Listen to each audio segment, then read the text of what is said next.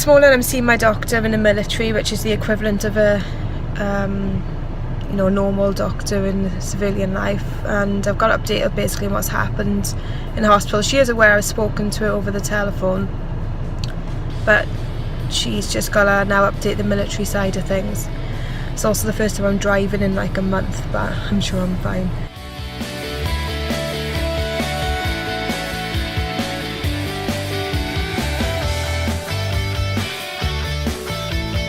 So my appointment went okay actually. It was nice just to have a catch up with my doctor. She's so nice and has looked after me for a few years. So the next steps are now I've got to have an occupational health appointment to work out my hours going back to work, because I'm due back the end of the month. Sorry, the end of next month, and then after that I've got to have a proper regional occupational health meeting, and they decide then what work I'm actually allowed to do, or whether I need to go to some form of medical board to decide whether I'm fit for the Navy. But we'll see. So me and my friend Patricia are going to London this morning. It's like 7:30, 7:45, and I'm going to get my hair braided because it's a right mess at the moment, and from being in hospital so much recently, it's just looks really messy because I haven't been able to look after it properly. I'm getting it braided because I'm going to Turkey on Saturday.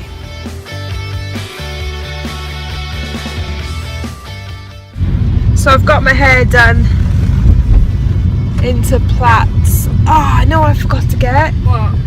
The Jewelry? Hair accessories. Never mind, I'll That's order what I them asked online. you.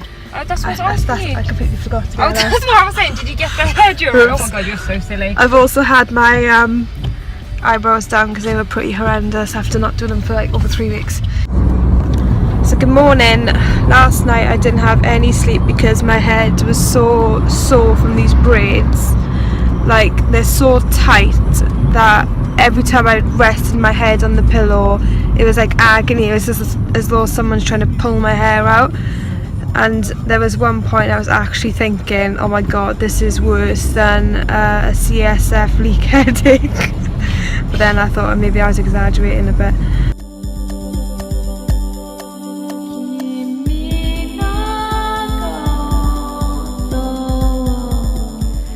So we made it to Turkey finally, under much controversy. I'll just firstly show you around. So I'm just in the bottom balcony because it's over 2 floors, but just thought I'd come down here and quickly video. So the controversy is that obviously this is day 9 since my blood patch, and a lot of my family weren't really happy with me flying because they were very concerned, which rightly so. They were worried that basically my blood clot might rupture from the flight or the pressure or even just the travelling itself. But I have weighed up all the pros and cons of going, and I really wanted to come out here because it's a mother-in-law's house. It's not like a proper holiday where I'm staying in a hotel and have to do a lot of things. I mean, it's just like a home from home. So I thought I'll come out with my fiance and my daughter, and this is we arrived yesterday, so this is my first night, and woke up this morning. But actually I'm feeling very well. I've been feeling really well, but I get fatigued quite easily and it comes on quite strong. So throughout the past couple of days, like, I'll be doing something and I'd have to just stop, sit down or eat or just drink like a litre of water, and it seems to really help. But now that I'm here, like, my Fion's grandmother's here, so it's just a case of just completely chilling out and doing nothing. It's a bit mild, but we've got like a nice little pool as well. So that little pool down there is where like the kids go in, but apparently the water's quite cold. They only filled it yesterday, and apparently they filled it with like 2 hose pipes and it took a week to fill it. Oh well. So I've been absolutely fine on this whole holiday, up until this afternoon I went for lunch. and there's a swimming pool. The place is just up in the background there, and there was some water on the floor, and I slipped.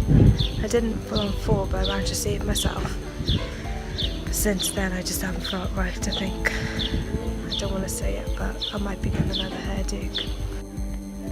So I've had to make one of the hardest decisions, and I'm going to fly home tomorrow because I just know it's coming back, and it's from that slip in that restaurant. I know it is. There's the tiniest bit of water on a tile, and I slipped and I had to catch myself, and I know straight after that I was like, oh God, I hope I haven't torn. And I knew as the day went on I was starting to feel worse. So it was that. It's so frustrating because, like, you know, that could have happened anywhere. But because I'm in my mother-in-law's house out here, we're actually going to leave Fionn out here because she's in safe hands. It means she doesn't lose out on her holiday, and it means that me and my fiance can just focus on getting to the hospital and getting sorted. But it's such a hard decision, like leaving your child in like another country.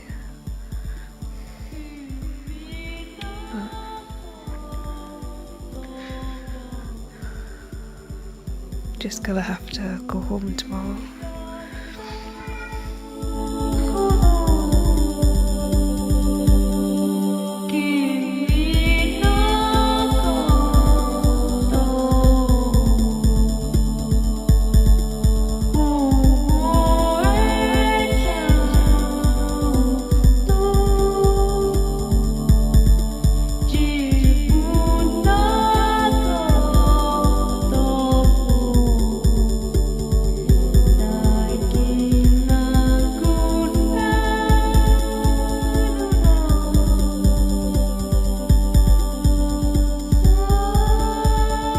So that's me home back in the UK.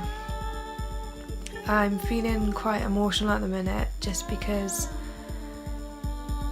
I hate the fact that I've left Fionn in Turkey, especially with everything that's gone on today in Manchester and being a mother and, you know, knowing how like things can just happen so easily to your children, and I'm like leaving her in another country.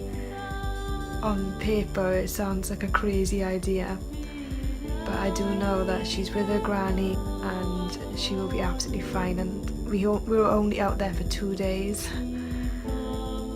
before my slip, but I know that she'll be fine. She's having such a happy time, like literally she was so excited all the time. I think it's just the weather maybe. So some people might be thinking, oh, why the hell did you fly? It was a silly idea. I basically weighed up all the pros and cons, and I decided, I was aware that I was taking a risk, but I decided to take that risk for a couple of reasons. A, because it was May and I'm not got anything planned wedding wise until July, so I knew that if something was going to happen I've got plenty of time still to recover for it. And B, it was because it's not like a standard holiday where you're in a hotel and things. I was just staying at my mother-in-law's house. So when I was out in the airport, I was just laying down on like in the waiting area, and I decided to ring my consultant. So I spoke to her secretary, which normally is what happens, and then I've got to wait for her to call me back. So I haven't heard anything yet, but I was in the air obviously, so couldn't answer my phone. So hopefully I'll hear something tomorrow with a plan, most likely being a blood patch. Just for any of you wondering how it was flying, I'll just let you know my experience. So the flight out there was not much of a problem for me, if I'm honest. It was absolutely fine, and it was just like any other flight. Also when I landed, felt like normal, just didn't really do much. Walked down the beachfront once just because we had to go and change some money, and that was it.